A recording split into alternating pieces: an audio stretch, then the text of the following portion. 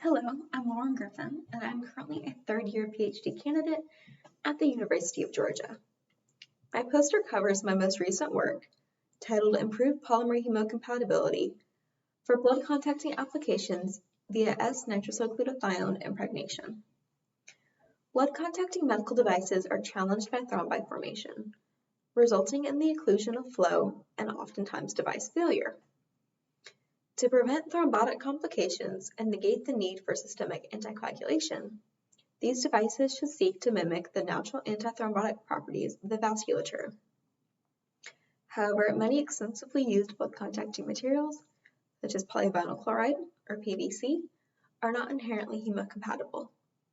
To solve this dilemma, an emerging category of blood contacting medical device technology utilizes nitric oxide as a hemocompatible agent.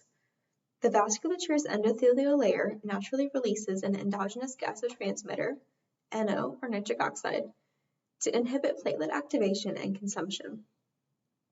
The work I'm presenting today reports the novel impregnation of S-nitrosylglutathione, or GSNO, into polymeric PVC tubing via an optimized solvent swelling method to improve the blood contacting properties of PVC.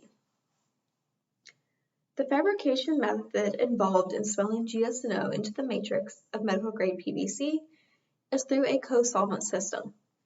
As visually observed by SEM imaging, the swelling process and impregnation of GSNO did not result in any surface morphology changes.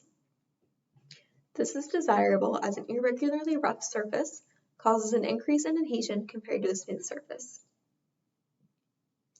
GSNO PVC was then characterized in regard to its NO-related properties, being GSNO loading, leaching, along with NO release.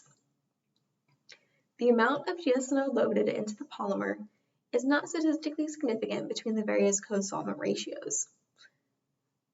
And as for leaching, after 4 hours of incubation, the amount of leachate is less than the GSNO leachate values reported in other works, which in those other works were found to be non-cytotoxic against mammalian cells. Furthermore, GSNO is advantageous because it has a consistent release profile over 4 hours, and there is no burst release of nitric oxide.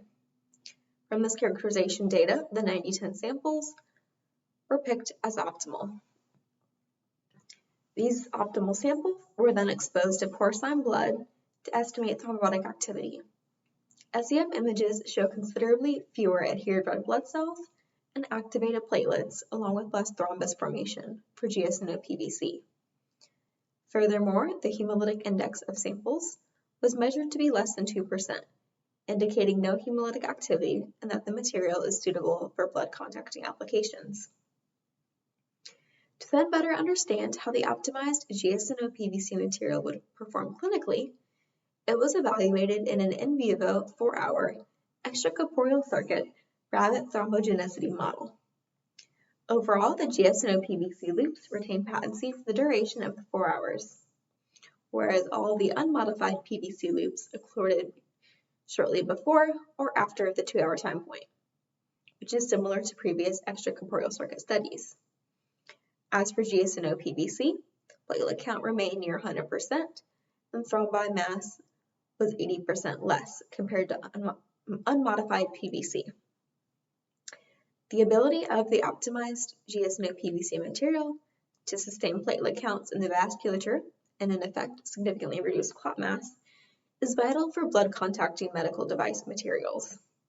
Therefore, these results recommend further investigation of GSNO impregnated materials for improved hemocompatibility of polymeric blood contacting materials for medical device applications. Thank you for listening.